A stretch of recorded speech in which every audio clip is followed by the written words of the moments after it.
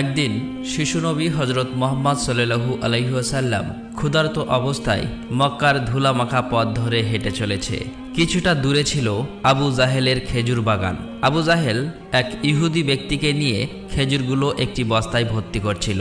শিশু নবী মুহাম্মদ সাল্লাল্লাহু আলাইহি ওয়াসাল্লাম তখন ক্ষুধার্ত ছিল, তাই ক্ষুধা নিবারণের জন্য দুটি খেজুরের আশায় আবু জাহেলের খেজুর বাগানের দিকে যেতে লাগলো।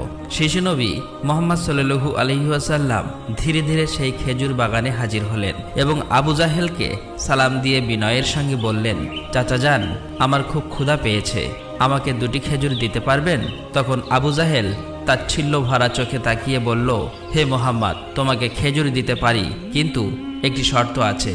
ওই যে ব্যক্তিটি দাঁড়িয়ে আছে তার কাছে বস্তা আছে, ওইগুলো তুমি মাথায় করে নিয়ে আমার বাড়িতে দিয়ে আসো, তাহলে তুমি খেজুর পাবে। তখন শিশু নবী সাথে সাথে ওই ইহুদি ব্যক্তির কাছে চলে গেলেন। ইহুদি লোকটি তাকে অবাক হয়ে দেখে বললেন, হে বালক মুহাম্মদ, তুমি কি জন্য এসেছো?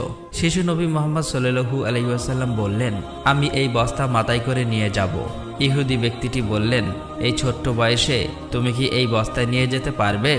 শিশু নবী বললেন, নিশ্চয়ই পারবো। অতঃপর শিশু মুহাম্মদ সাল্লাল্লাহু আলাইহি ওয়াসাল্লাম ধুলিমাখা শরীরে মাথায় বিশাল বস্তা নিয়ে হেঁটে চললেন।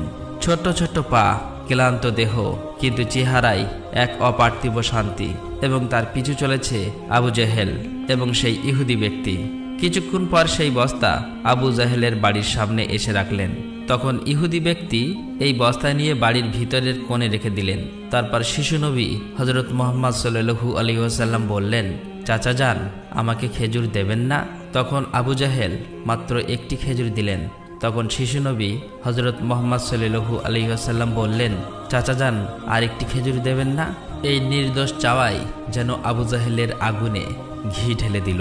সে রেগে গিয়ে হঠাৎ করে একটি প্রচণ্ড থাপ্পড় মারল শিশু মুহাম্মদ সাল্লাল্লাহু আলাইহি ওয়াসাল্লামের গালে।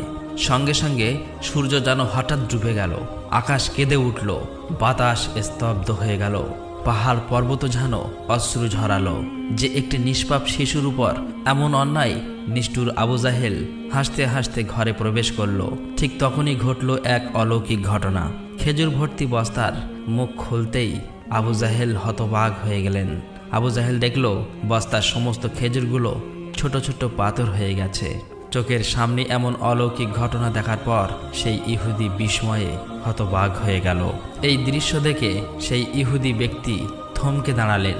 এমন অলৌকিক ঘটনার কথা জানানোর জন্য ইহুদি ব্যক্তিটি দ্রুত তাদের নেতার কাছে ছুটে গেল, কিন্তু নিষ্ঠুর অত্যাচারী আবু জাহেল তখন ঘর থেকে